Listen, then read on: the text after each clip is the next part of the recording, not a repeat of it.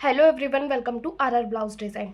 आज की वीडियो में हम जानेंगे कि ब्लाउज़ के शोल्डर क्यों गिरते हैं और इसका क्या कारण होता है। साथ ही ब्लाउज़ की कटिंग आपको कैसे करनी है जिससे कि बॉडी पे जाने के बाद जो आपके शोल्डर है एकदम फिट बैठे। ये तरीका आज की वीडियो में आपका पूरा क्लियर हो जाएगा। शोल्डर में आप क्या क्या मिस्टेक कर रहे हो जिसकी वजह से आपका गला छोटा होने की वजह से भी आपका शोल्डर गिर रहा है। ब्लाउज़ एकदम फिटिंग का बना है ना, ब्लाउज़ में व्रिंकल्स आ रहे हैं, उसके बाद भी जो आपके गले की फिटिंग है वो प्रॉपर नहीं आ रही है और शोल्डर आपके बॉडी पे जाने के बाद लूज़ है। लूज़ होने की वजह से हमारे शोल्डर उतरने लगते हैं। तो कुछ चीज़ों का हमें ध्यान रखना होता है, या आप कटिंग में कुछ छोटी छोटी मिस्टेक कर देते हैं जिसकी वजह से जो शोल्डर है वो गिरने लगते हैं। लेकिन अगर आप ब्लाउज़ की कटिंग सही तरीके से करेंगे और जो आज मैं वीडियो बता रही हूँ उसको देख के करेंगे तो गारंटी जो आपके कंधे गिर रहे हैं ना वो गिरना बंद हो जाएंगे। जो ब्लाउज़ की फिटिंग है वो भी एकदम आपकी परफेक्ट आएगी। बस आपको इस चीज़ को ध्यान से समझना है और वीडियो को बिना स्किप किए लास्ट तक देखना है। तो यहाँ पे मैंने मेजरमेंट लेके लिखा हुआ है। मेजरमेंट आप बॉडी से या नाप के ब्लाउज से ले सकते हैं। पूरा मेजरमेंट मैंने एक एक चीज़ का यहाँ पे लिख लिया है। सबसे पहले मैं आपको बैक पार्ट कट करना बताऊंगी, उसके बाद हम फ्रंट पार्ट और स्लीव की कटिंग देखेंगे। ये मैन फैब्रिक है, इसे अभी साइड में रखेंगे। बैक पार्ट को कट करने के लिए मैंने फैब्रिक को यहाँ पर डबल फोल्ड करके रख लिया है। सबसे पहले मैं निशान लगाऊंगी लेंथ के लिए। तो लेंथ है मेरी 13 इंच की, उसमें सिलाई का 1 इंच प्लस करके मैं निशान लगा लूँगी 14 इंच पे।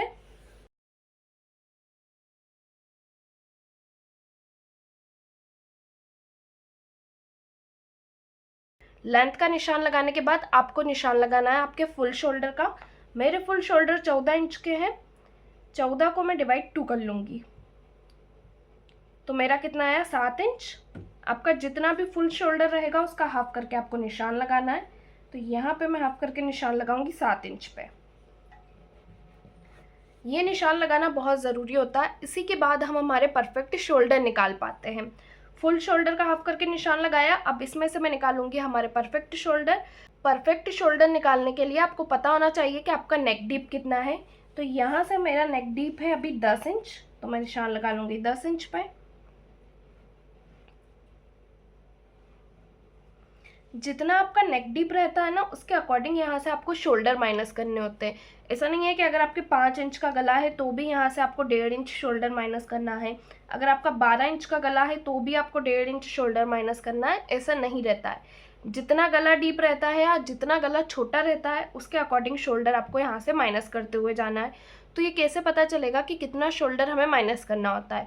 तो उसके लिए आपको आपका शोल्डर चार्ट लेना है।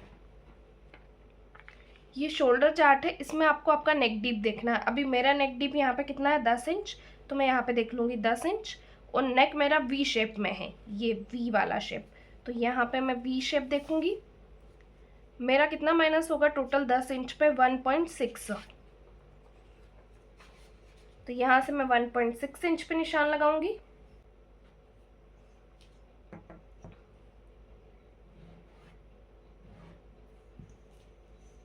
अब मैं यहाँ पे शोल्डर चेक कर लूँगी मेरे कितने आ रहे हैं। तो शोल्डर मेरे आ रहे हैं 5.25 इंच के। परफेक्ट शोल्डर निकालने के लिए मैंने यहाँ से कितना माइनस कर दिया 1.6 इंच, और ये नेक डीप के अकॉर्डिंग हमारा माइनस हुआ है। जैसे यहाँ से नेक डीप के अकॉर्डिंग हमें शोल्डर माइनस करना होता है, वैसे ही जो हमारे गले की विड्थ रहती है ना वो भी हमारे नेक डीप के हिसाब से ही रहती है। अगर यहाँ से हमारा जो नेक डीप है वो 11, 12, 13 है तो फिर यहाँ से मेरे नेक की विड्थ कम रहेगी। और अगर मेरा नेक डीप कम है, जैसे कि यहाँ से मेरा 8 है, 7 है या 5 है, 5.5 है, तो फिर यहाँ पे जो मेरी नेक की विड्थ है वो ज़्यादा रहेगी। नेक की विड्थ भी आपको इसी के अकॉर्डिंग देखनी होती है कि आप गला बड़ा बना रहे हो या छोटा बना रहे हो। तो ये चीज़ भी मैं आपको क्लियर कर दूंगी। अभी शोल्डर आपको क्लियर हुआ किस तरह से परफेक्ट शोल्डर निकालना है। दूसरा निशान हम लगाएंगे आर्म होल के लिए। तो आर्म होल का तो सिंपल सा फॉर्मूला होता है चेस्ट डिवाइड 6। तो अभी मेरे चेस्ट का साइज कितना है 34। 34 को मैं डिवाइड 6 कर लूँगी, कितना आया मेरा 5.6 इंच। आर्म होल का निशान हम यहाँ से लगा लेंगे 5.6 इंच पे।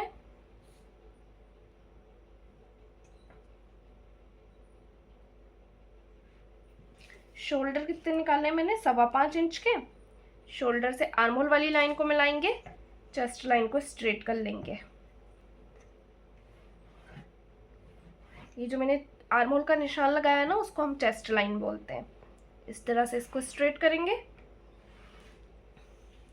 अब हम निशान लगा लेंगे चेस्ट के लिए। तो जितना भी चेस्ट का साइज रहता है उसे डिवाइड 4 करके निशान लगाना होता है। यहाँ से मैं 34 को डिवाइड 4 करके निशान लगा लूँगी 8.5 इंच पे। 1.5 इंच का सिलाई मार्जिन रहेगा। वेस्ट के लिए निशान लगा लेंगे। तो वेस्ट है मेरी 28 इंच की। 28 को डिवाइड 4 करके मैं निशान लगाऊंगी 7 इंच पे। और यहाँ से जो हमारा मार्जिन रहेगा ना वो 2.5 इंच का रहेगा। चेस्ट लाइन से वेस्ट लाइन को मिला लेंगे।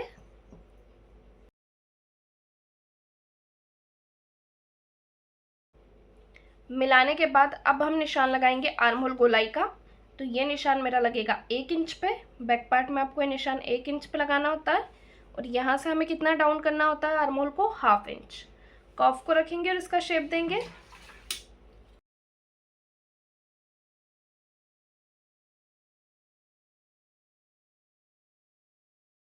आर्म होल का शेप देने के बाद आपको पता होना चाहिए कि आपके आर्म होल की जो गोलाई है ना वो आपने जो नापी है उसके बराबर हो। ना तो ये आपका लूज होना चाहिए ना ही टाइट होना चाहिए। अगर आप आर्म होल छोटा कट कर देते हैं, जो भी आपने नापा है उससे आपका आर्म होल छोटा कट हो जाता है, तो भी आपके शोल्डर उतरेंगे। और जो आपने मेजरमेंट लिया है उससे जो आपका आर्म होल है वो ढीला जा रहा है ना, तो भी आपके शोल्डर उतरेंगे। तो ना तो आपका आर्म होल लूज रहना चाहिए ना एकदम टाइट रहना चाहिए, एकदम फिट। दोनों कंडीशन में आपके शोल्डर उतरते हैं। आर्म होल की फिटिंग एकदम परफेक्ट होनी चाहिए।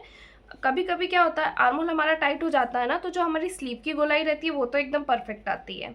ये जैसे कि ये जो ब्लाउज है इसमें मान लेते हैं कि जो हमारे आगे स्लीव की गोलाई है वो तो एकदम परफेक्ट है, बल्कि लूज ही है।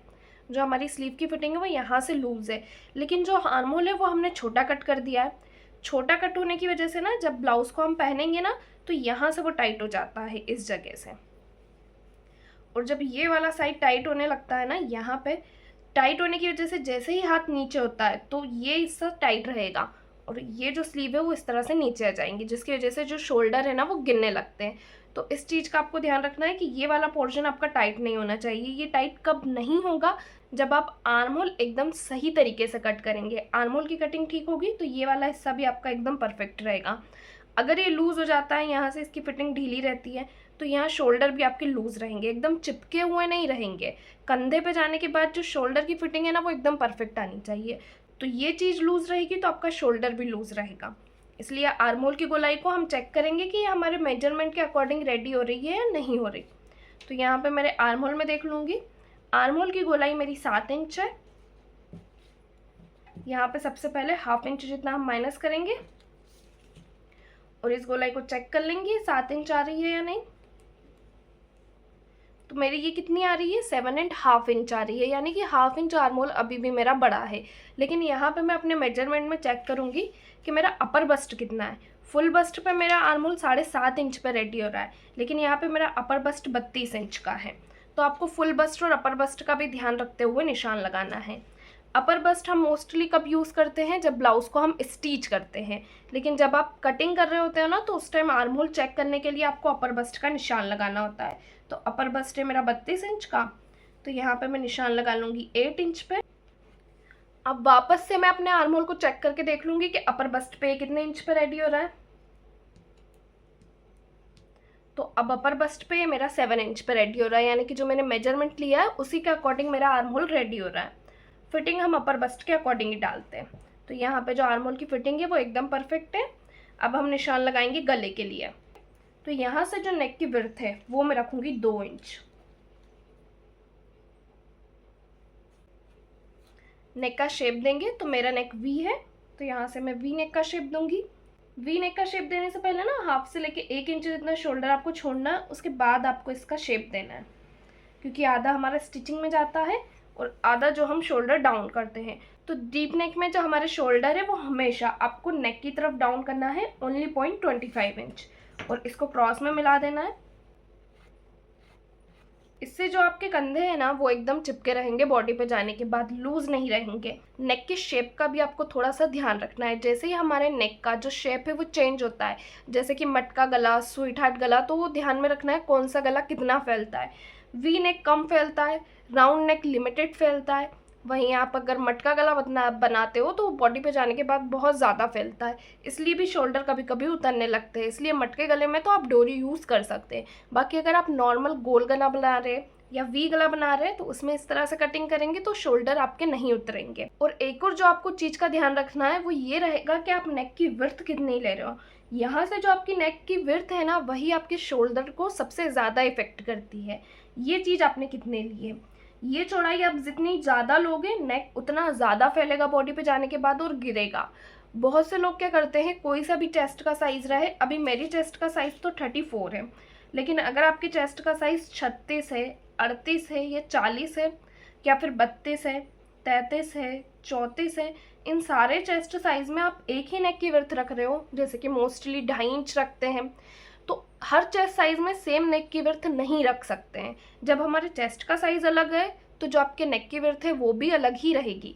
सबके शोल्डर अलग होते हैं, अगर आपके चेस्ट का साइज ज़्यादा है तो शोल्डर ज़्यादा होगा, उसमें आप नेक की विड्थ 2.25 या 2.5 इंच तक रख सकते हो। लेकिन अगर आपके चेस्ट का साइज कम है, जैसे कि 32 है, 33 है, 34 है, फिर जो आपके नेक की विड्थ है वो कम हो जाएगी, जैसे कि 1.75 इंच, 2 इंच या 2.25 इंच। अगर आपका नेक छोटा है तो आपकी 2.25 इंच तक जाती है। अगर आपका नेक का डीप है, जैसे कि यहाँ पे मेरा नेक डीप है 10 इंच, तो मैंने यहाँ पे 2 इंच ली है। अगर मेरा नेक और ज़्यादा डीप होता है, जैसे 12 होता या 13 होता, तो फिर यहाँ से जो मेरी नेक की विड्थ रहती वो सिर्फ 1.75 इंच रहती। जैसे जैसे गला यहाँ से बढ़ेगा, नेक की जो हमारी विड्थ रहेगी वो यहाँ से कम होती जाएगी, और गला हमारा छोटा होगा, जैसे 5, 8 या 7, तो यहाँ से आप नेक की विड्थ बढ़ा सकते हो। सिर्फ इतना आपको करना है, लेकिन आप हर साइज़ में 2.5 इंच तक का गला बिल्कुल मत लेना, वरना शोल्डर आपके उतरने ही हैं। अगर आप छोटा चेस्ट साइज़ है, जैसे कि 34 है या 36 चेस्ट साइज़ में भी अगर आप 2.5 इंच तक का नेक ले लेते हो ना, तो शोल्डर उतरने के चांस आपके बहुत ज़्यादा बढ़ जाते हैं, क्योंकि गला यहाँ से फैला प्लस आपने उसको डीप नेक भी कर दिया इस तरह से। गले की चौड़ाई यहाँ से भी ज़्यादा और यहाँ से भी ज़्यादा, तो नॉर्मल सी बात है कि गला एकदम से उतरने लगेगा, जो आपके शोल्डर है वो पूरे आर्म होल की तरफ क्रॉस में जाएंगे, और इस कंडीशन में बॉडी पे जाने के बाद आप ब्लाउज बिल्कुल भी नहीं पहन पाएंगे। तो इस चीज़ का आपको ध्यान रखना है कि बहुत रेयर कंडीशन में गले को बहुत ज़्यादा यहाँ से आपको फैलाना है, वरना नेक की जो आपकी विड्थ रहेगी वो कम ही रहेगी। आई होप कि आपको ये समझ में आया हो कि किस तरह से आप नेक की विड्थ निकाल सकते हैं। अगर नेक डीप है तो नेक की विड्थ आपको यहाँ से कम लेनी है। बैक साइड में हमारा डॉट पॉइंट आता है वेस्ट में, तो डॉट के लिए निशान लगा लेंगे। यहाँ से मैं निशान लगाऊंगी 4 इंच पे, यहाँ से भी 4 इंच पे, और यहाँ से इसकी लंबाई 4 इंच रखेंगे। दोनों साइड से सिलाई में इसको कवर करेंगे हाफ इंच। बैक पार्ट को कट करेंगे।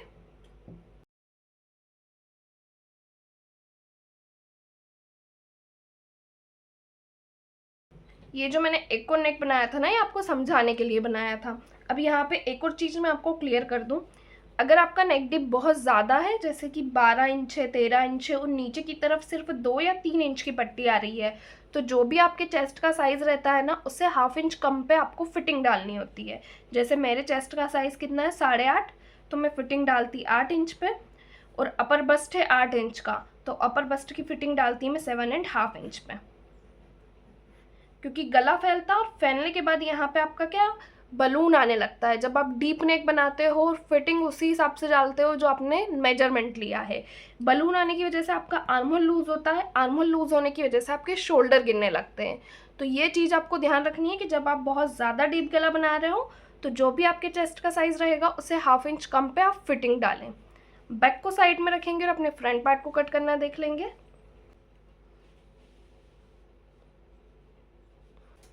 फ्रंट को कट करने के लिए सबसे पहले यहाँ पे मैं एक स्ट्रेट लाइन खींच लूंगी।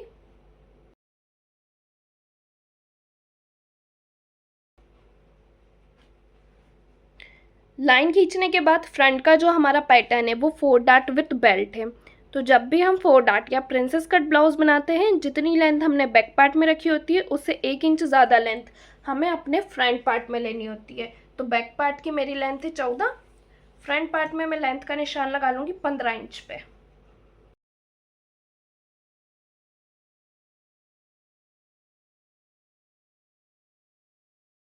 लेंथ का निशान लगाने के बाद दूसरा निशान लगाएंगे हुकाई पट्टी के मार्जिन के लिए, क्योंकि फ्रंट मेरा ओपन है।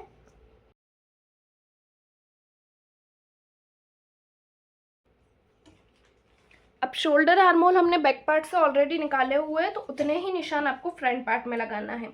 तो शोल्डर का निशान मैं लगा लूँगी 5.25 इंच पे। आर्म होल का निशान मेरा लगेगा 5.6 इंच पे।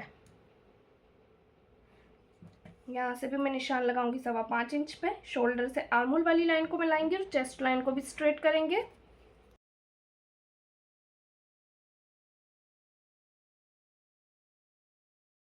अब फ्रंट पार्ट की कटिंग को ध्यान से समझिएगा, क्योंकि इसमें हमारी लूजिंग ऐड होती है। फ्रंट पार्ट में हम चेस्ट का निशान उतने इंच पे नहीं लगा सकते हैं जितने पे हमने हमारे बैक पार्ट पे लगाया है। फ्रंट में हमेशा हमें कितनी लूजिंग ऐड करनी होती है, 2 इंच की। 2 इंच की लूजिंग ऐड करने से जो हमारे आर्म होल का झोल है वो आसानी से ख़त्म हो जाता है।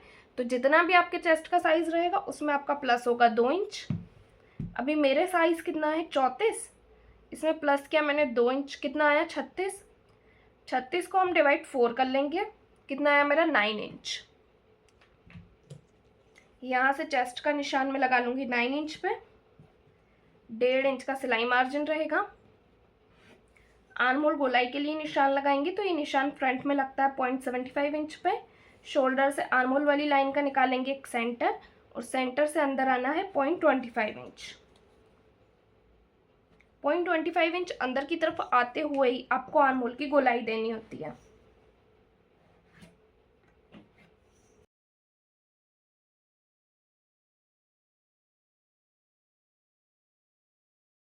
आर्म होल की गोलाई देने के बाद निशान लगाएंगे नेक के लिए। तो फ्रंट पार्ट और बैक पार्ट दोनों में नेक की विड्थ सेम ही रहेगी।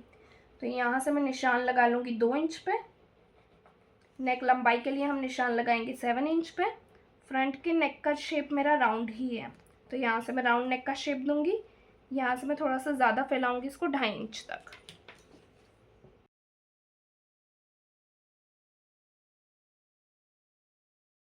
नेक का शेप हमने दे दिया है। अब हम मार्किंग करेंगे हमारे 4 डार्ट के लिए। तो उसके लिए जो आपकी शोल्डर आए ना, उसका आपको एक सेंटर निकालना है। सेंटर से निशान लगाएंगे शोल्डर टू एपेक्स के लिए। तो जब भी हम 4 डार्ट ब्लाउज बनाते हैं, जितना भी हमारा शोल्डर टू एपेक्स रहता है उतने इंच पे आपको निशान लगा लेना है। तो अभी मेरा शोल्डर टू एपेक्स कितना है, 9 इंच। मैं निशान लगा लूँगी यहाँ से 9 इंच पे। ये मेरे डॉट का सेंटर पॉइंट रहेगा। एपेक्स टू एपेक्स का निशान लगाएंगे, तो एपेक्स टू एपेक्स का हाफ करके आपको निशान लगाना होता है।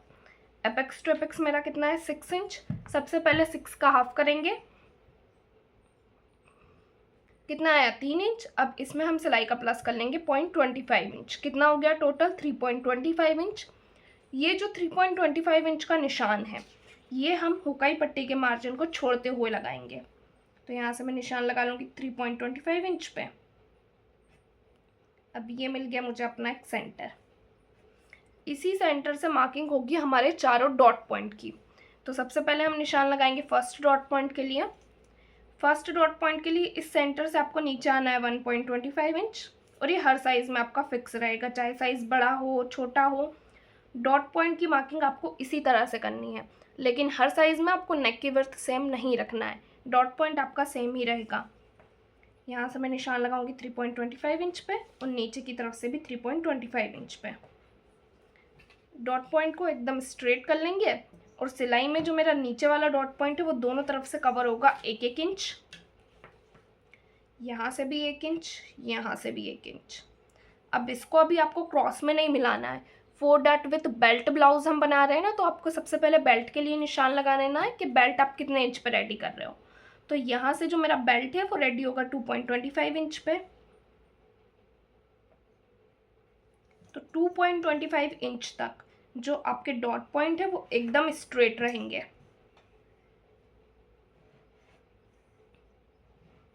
अब इसे मैं क्रॉस में मिला सकती हूँ इस तरह से। क्लियर हुआ किस तरह से आपको फर्स्ट डॉट पॉइंट की मार्किंग करनी है। अब यहाँ पे ये हमारा स्टिचिंग में जाता है, तो उसको फोल्ड करेंगे और वेस्ट के लिए निशान लगा लेंगे। इतना ही हमारा स्टिच हो जाएगा। वेस्ट के लिए मैं निशान लगाऊंगी, तो वेस्ट है मेरी 7 इंच की। यहाँ से मैं निशान लगा लूँगी 7 इंच पे, और 1.5 इंच का हम सिलाई मार्जिन रखेंगे। चेस्ट लाइन से वेस्ट लाइन को मिलाएंगे।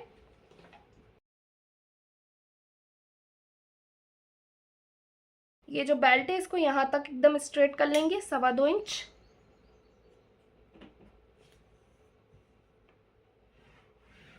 बेल्ट में फ्रंट की तरफ से 1 इंच ऊपर आएंगे, यहाँ से निशान लगाएंगे 2 इंच और इसको क्रॉस में मिलाएंगे।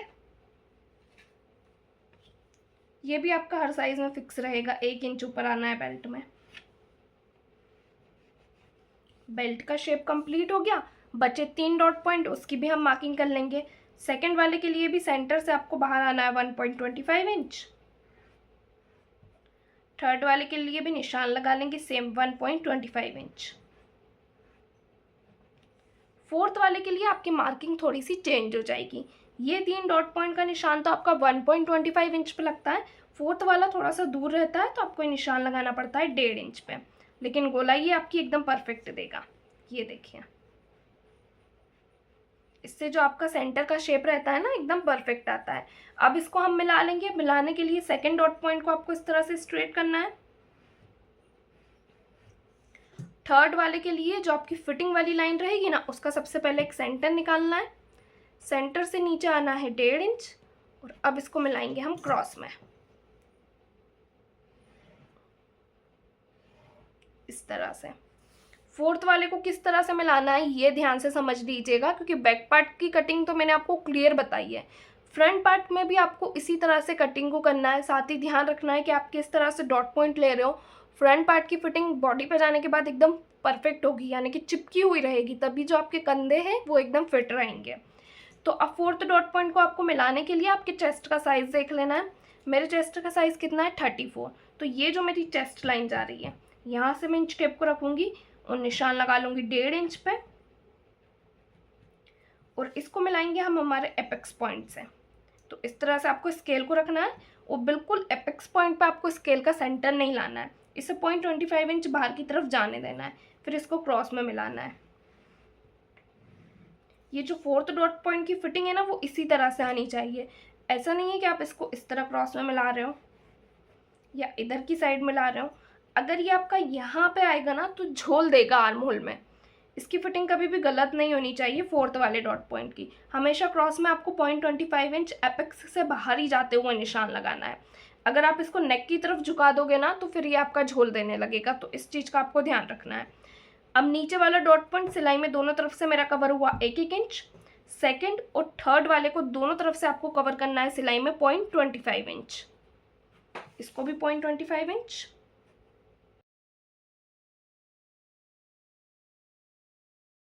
फोर्थ वाले को आपको सिलाई में कितना कवर करना है, 1 इंच।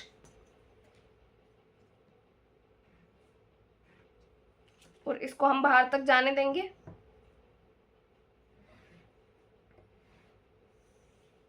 अब आपको क्या करना है, फोर्थ वाले डॉट पॉइंट को और थर्ड वाले डॉट पॉइंट को, इन दोनों की डॉट की लाइनों को नाप के चेक करके देखना है, क्योंकि ये बराबर नहीं आती हैं।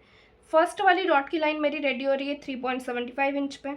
दूसरी जहाँ भी 3.75 इंच पे रेडी हो रही होगी वहाँ पे मैं निशान लगा दूंगी। बैक पार्ट में जैसे हमने आर्म होल को 1/2 इंच डाउन किया था, यहाँ भी 1/2 इंच डाउन होगा आर्म होल। दोनों पॉइंट को मिलाएंगे और यहाँ पे आपको बनाना है एक नया आर्म होल। कुछ भी नहीं करना है, बस डॉट पॉइंट को आपको नाप के देखना है, 1/2 इंच आर्म होल को डाउन करना है और यहाँ पे गोलाई में शेप देते हुए एक नया आर्म होल बनाना है। इससे आप खुद देखेंगे कि जो आपके आर्म होल की फिटिंग है एकदम परफेक्ट आएगी। इसी तरह से फोर्थ वाला भी चेक कर लेंगे। फर्स्ट मेरा रेडी हो रहा है 6.3 इंच पे।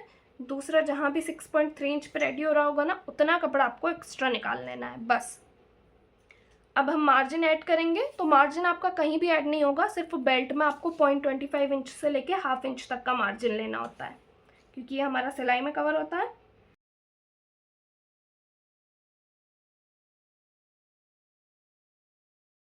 पॉइंट 25 इंच माइनस करेंगे शोल्डर को नेक की तरफ। फ्रंट पार्ट आपको क्लियर हुआ, मार्किंग कंप्लीट हो चुकी है, तो इसको भी हम कट कर लेंगे।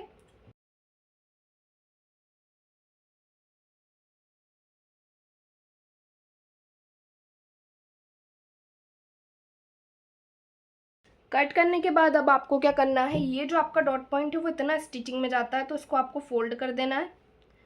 फोल्ड करने के बाद यहाँ पे बेल्ट को नाप के देखना है, जितना एक्स्ट्रा जा रहा होगा उतना बेल्ट आपको कट कर देना है। और जो आपका फोर्थ वाला डॉट पॉइंट रहेगा ना, उसकी दोनों डॉट की लाइनों पे हम कट लगा लेंगे। इस तरह से हमारा स्टिच होगा। तो जब ये डॉट पॉइंट हमारा स्टिच होता है ना, तो तो आर्म होल एकदम गोलाई में हमारा आ जाता है इस तरह से, कुछ भी गड़बड़ नहीं होता है, फिटिंग एकदम परफेक्ट आती है। फ्रंट हमारा कट हो चुका है, बैक हमारा कट हो चुका है, दोनों के आर्म होल और नेक की कटिंग भी मैंने आपको क्लियर कर दी है।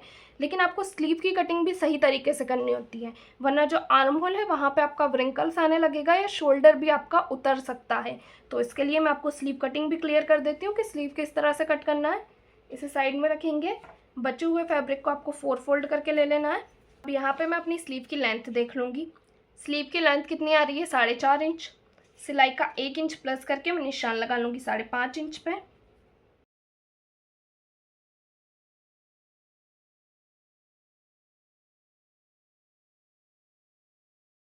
दूसरा निशान हम लगाते हैं आर्म होल वाली लाइन का। तो जब आप 4, 4.5 या 5 इंच तक की लंबाई की स्लीव बना रहे हैं तो ये निशान आपका लगेगा 3 इंच पे।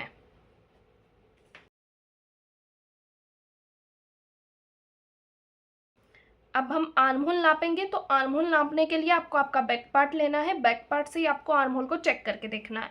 तो यहाँ पे हमने आर्म होल की गोलाई नापी थी ना, कितनी आ रही थी मेरी, 7.5 इंच। एक बार फिर से मैं आपको नाप के दिखा देती हूँ। सबसे पहले 1/2 इंच जितना शोल्डर आपको यहाँ से माइनस करना है। उसके बाद इस गोलाई को चेक करके देख लेना है कि आपकी फुल बस्ट पे कितने इंच पे रेडी हो रही है, 7.5 इंच पे। अब आपको डायरेक्ट 7.5 इंच पे निशान नहीं लगाना है। जो भी आपकी गोलाई आई होगी उसमें से आपका माइनस होगा 0.75 इंच। तो यहाँ पे मैं 7.5 इंच में माइनस करूँगी 0.75 इंच। कितना आया, 6.75 इंच। यहाँ से हम निशान लगाएंगे 6.75 इंच पे। 1.5 इंच का सिलाई मार्जिन रहेगा। फ्रंट गोलाई के लिए निशान लगा लूँगी, तो फ्रंट की गोलाई है मेरी 11 इंच। 11 का हाफ करके मैं निशान लगाऊंगी 5.5 इंच पे और 1.5 इंच का सिलाई मार्जिन रहेगा। दोनों पॉइंट को मिलाएंगे। मिलाने के बाद आपको क्या करना है, ये आर्म होल वाली लाइन को क्रॉस में मिलाना है लेंथ वाली लाइन से। इस लाइन के निकालेंगे टोटल 2 सेंटर। इस तरह से इंच टेप को फोल्ड करते हुए आप 2 सेंटर निकाल सकते हैं। निकालने के बाद आपको क्या करना है, अब नीचे की तरफ से हम निशान लगाएंगे 1 इंच पे गोलाई देने के लिए। और जो हमने फर्स्ट सेंटर निकाला है उससे 0.25 इंच आपको ऊपर आना है। ये हमारा फर्स्ट वाला सेंटर है। और सेकंड वाले सेंटर से 0.25 इंच अंदर की तरफ जाना है। कर्व को रखेंगे और इसका शेप देंगे। जो आपकी मार्जिन वाली लाइन रहेगी ना, उससे 1 लाइन जितना अंदर की तरफ जाते हुए। तो यहाँ पे स्लीव की हमारी गोलाई कंप्लीट हो चुकी है। इसको मैं नाप के चेक करके आपको दिखा देती हूँ।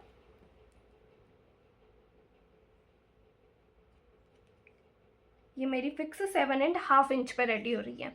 इसको हम कट कर लेंगे।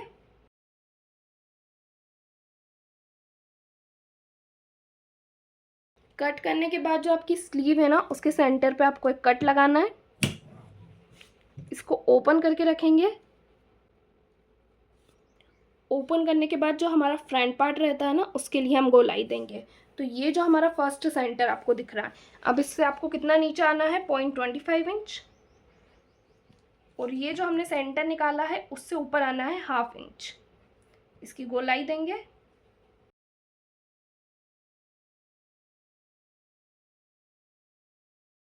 तो ये हो गई हमारे फ्रंट पार्ट के लिए गोलाई। ये फ्रंट की स्लीव, ये बैक की। अगर आप भी इसी तरह से ब्लाउज कटिंग करके ब्लाउज बनाते हैं तो जो ब्लाउज की फिटिंग है वो एकदम परफेक्ट आएगी। शोल्डर उतरने की जो प्रॉब्लम है वो आपको बिल्कुल भी नहीं आएगी। वीडियो पसंद आया हो तो वीडियो को लाइक, शेयर और चैनल को सब्सक्राइब ज़रूर करें।